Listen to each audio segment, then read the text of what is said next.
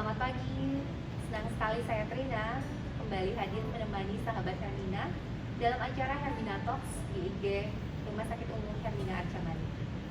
Tema kita pagi ini yaitu manfaat vitamin D untuk anak, dan narasumber kita pagi ini bersama Dr. Ika S. Nitaya. Selamat pagi dokter. Iya, pagi Mbak Trina. Di tengah pandemi COVID ini, kebutuhan vitamin diperlukan untuk menjaga imunitas ya dok ya. Iya. Lalu iya, vitamin D Mbak. sendiri itu definisinya seperti apa dok? Vitamin D itu adalah salah satu mikronutrien yang dibutuhkan tubuh kita untuk metabolisme. Nah, mikronutrien itu kan vitamin dan mineral ya. Vitamin D salah satunya. Vitamin D ini larut dalam lemak Mbak Trina. Jadi begitu.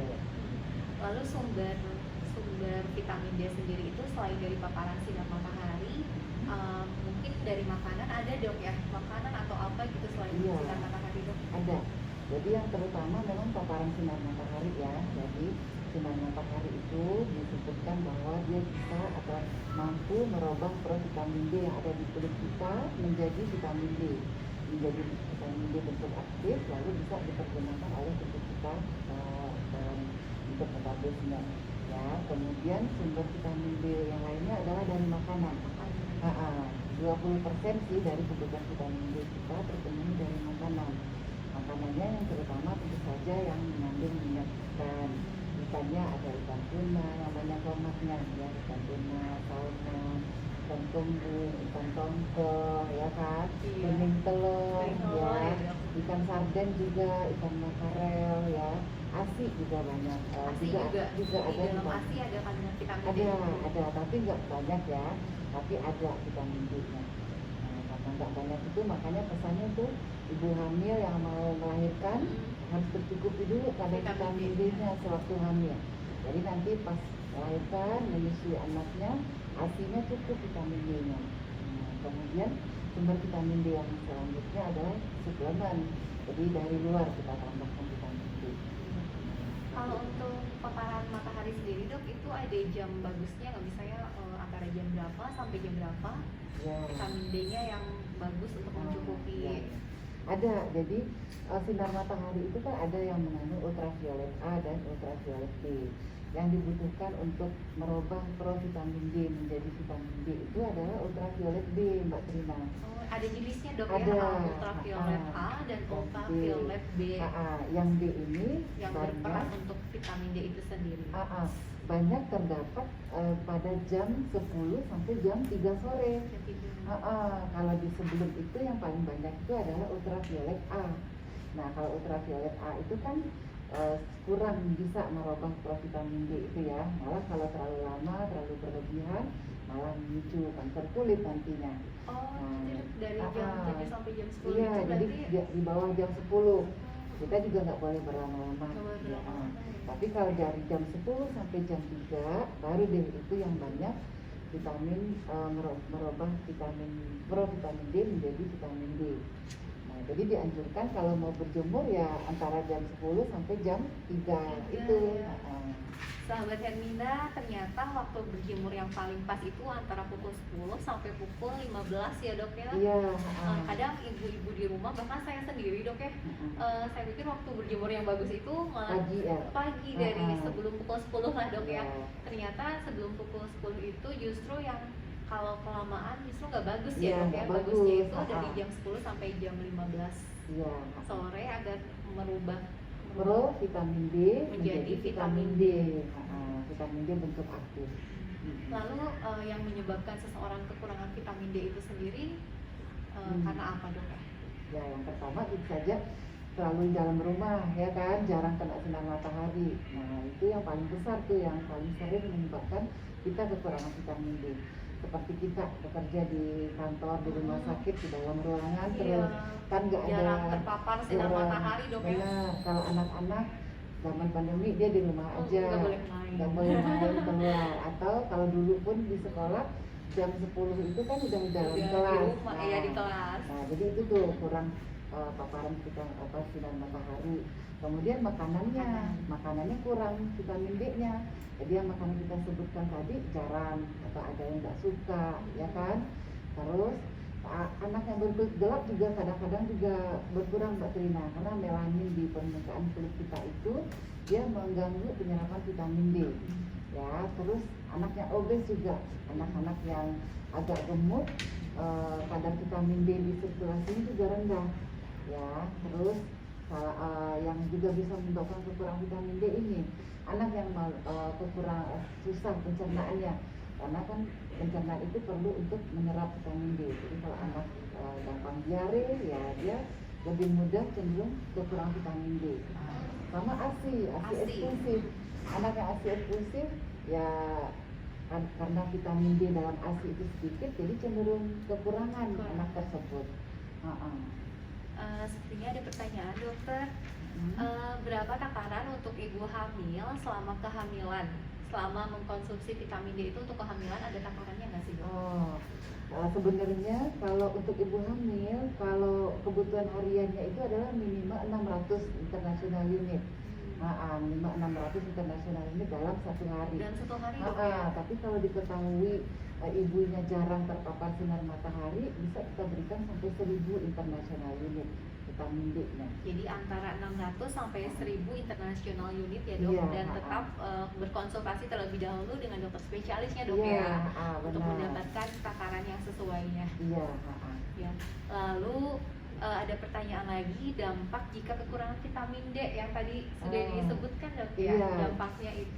Dampaknya ya yang jelas karena vitamin D berfungsi dalam metabolisme tulang, maka akibatnya kalau vitamin D kurang, tulang kita akan nggak bagus, metabolisme tulang terganggu, apalagi tulangnya terlambat tumbuh gigi, terlambat berjalan, gangguan bentuk tulang, atau pada yang kasus kronik timbulnya penyakit riketsia karena kekurangan vitamin D jangka lama Mbak Trina. Jadi kakinya bengkok, berbentuk O, mudah patah, osteoporosis, nah seperti itu. Kemudian juga karena dia berperan dalam imunitas, kalau kurang vitamin D anaknya gampang sakit, lesu, ya kan, lemes, nah seperti itu Mbak Trina. Baik sahabat Hermina, ternyata dampaknya cukup banyak ya. Jadi semaksimal mungkin untuk dapat dicegah ya dok ya, baik melalui berjemur atau mengkonsumsi suplemen dok ya, dan makan yang mengandung makanan vitamin D. Lalu untuk vitamin D sendiri dok, untuk anak dan dewasa apakah ada apa sih ukurannya, standarnya misalnya yang harus terpenuhi itu berapa IU?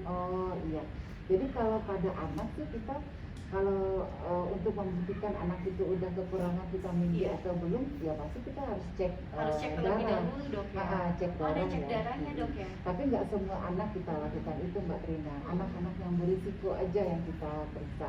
Misalnya anak obesitas kan kecenderungan yang beresiko untuk mengalami defisiensi vitamin D, kita periksa. Kemudian anak ASI eksklusif. Nah, jadi kalau kadar darah vitamin D di darahnya kurang dari 20 itu kita sebut defisiensi vitamin D. Nah, normalnya yang kita harapkan kadar vitamin D itu adalah 30 sampai 100. Normalnya itu 30 sampai 100 baik anak maupun dewasa. Anak dan dewasa sama. Ya harus seperti itu. Lalu apakah ada pesan dok untuk sahabat Hermina, bagaimana cara untuk kita dapat mencegah kekurangan vitamin D itu sendiri? Nah, cara mencegahnya bisa saja satu yang paling utama main di luar. Nah, kalau zaman COVID main di luar boleh saja, tapi tentu saja harus memperhatikan protokol kesehatan ya. Misalnya kalau ada halaman di rumah, di halaman aja. Di jam yang tadi kita sebutkan, jam 10 sampai jam 3 sore. Yang perlu dijemur lengan dan kaki, ya kan? Terus 20 menit. 20 menit ya 20 menit sampai 30 menit paling lama. Ya boleh, tapi kayaknya panas banget deh Mbak Trina, jangan lama-lama ya. 10 sampai 20 menit aja udah cukup. Terus apalagi makanannya harus banyak mengandung vitamin D. Yang dikonsumsinya dok ya. Dikonsumsi banyak vitamin D. Cegah obesitas, nggak boleh gemuk-gemuk. Ya, kalau gemuk nanti kadar vitamin D di sirkulasi rendah. Itu karena vitamin D-nya nantinya susah terserap oleh tubuh. Iya, karena kan vitamin D larut dalam lemak. Jadi dia terikat, bisa melemak ya dok ya. Dia terikat di lemak, sementara yang di jaringannya rendah. Nah, terus apalagi ya terakhir kalau memang sudah seperti itu tapi masih kurang, untuk mencegahnya ya kita harus memberi suplemen vitamin D dari luar. Iya. Baik sahabat Hermina, bagaimana, apakah cukup jelas? Ya, sepertinya tidak ada pertanyaan lagi, Dok. Ya. Iya. Kalau untuk vitamin D sendiri, Dok, ya, untuk dari misalnya suplemen itu untuk anak, misalnya tadi kan ibu hamil itu di 600 international unit. Ya. Kalau untuk anak Kalau ada untuk- takarannya atau memang harus konsultasi terlebih dahulu, screening terlebih dahulu? Ya. Jadi kalau untuk maintenance anak 0 sampai 1 tahun itu bisa kita berikan 400 international 0 sampai 1 tahun ya. 0 sampai 1 tahun kita berikan 400 international unit. Tapi kalau memang ternyata dia kita periksa kadarnya rendah sekali, memang ada jadi dosis terapi jadinya sampai 1000 international unit. Nanti kita periksa lagi.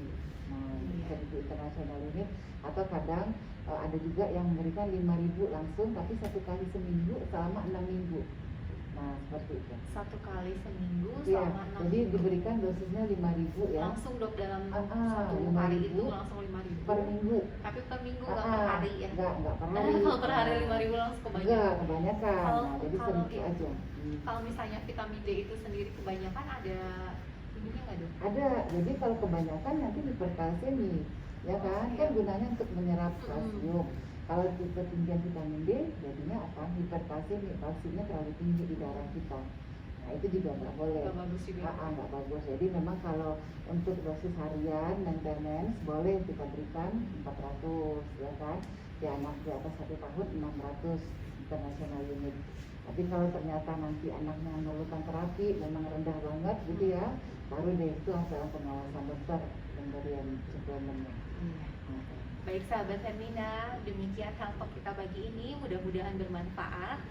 Saya Trina dan Dr. Rika Esnita pamit. Selamat pagi, sampai berjumpa kembali di Hermina Talks minggu depan. Assalamualaikum warahmatullahi wabarakatuh. Waalaikumsalam warahmatullahi wabarakatuh.